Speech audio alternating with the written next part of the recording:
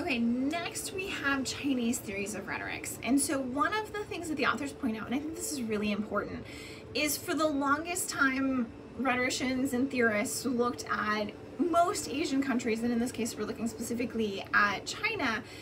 You know, rhetoricians and theorists were just like, oh, rhetoric doesn't exist there, it's not a thing.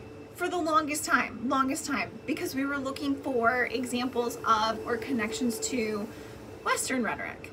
When we start getting into more contemporary theories, and this is especially where, you know, the authors start talking about it, postmodern, post-colonial, we start to ask different questions and we start to see the baseline understanding shift, and we start to see that rhetoric isn't always about communication from a speaker to an audience.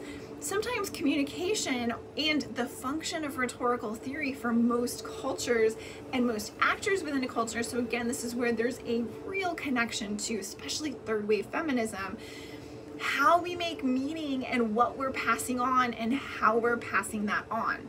When we started shifting that, we saw, oh my gosh, all cultures have rhetorical theory, because of course they do. Culture wants to replicate itself. Culture wants to be passed on. I'm talking about culture, I understand, I'm humanizing it, and it is not a human thing, but it's a way that humans connect and find connection and find collaboration. And so in those ways, it is a very like lived experience, and so it's hard to separate it from the human experience of culture. Culture wants to be passed on, and we as people within culture want to pass on our culture. We want to find connections and to find shared meaning making and to connect with people around us.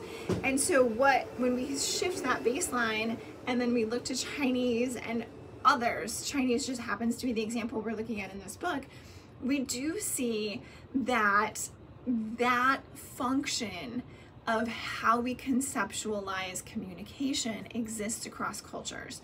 So what we're seeing with Chinese rhetoric, now that we're actually looking appropriately, I would say, what we're really seeing is that there are ways and theories and discussions and guidebooks and notes that were created and passed on that had a lot to do with the function of communication, the function of language, and then the function of persuasion and cultural communication within kind of the hot mess that is language and communication. And so we do find evidence of rhetoric. It just doesn't look like the rhetorical situation. Again, it doesn't look like speaker to audience. It's much different than that.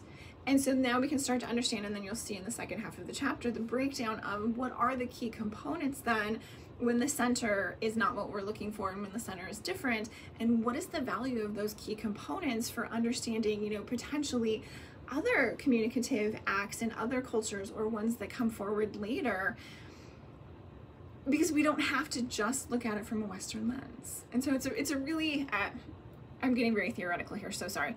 What you need to understand is that the baseline has shifted. Again, different than Afrocentric, but just as valuable as Afrocentric.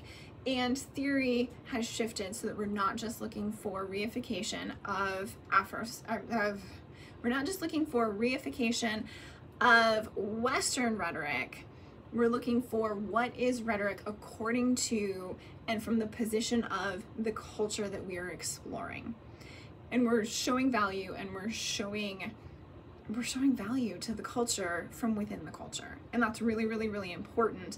And then you'll see it's going to influence the rest of the chapters that we read in this book.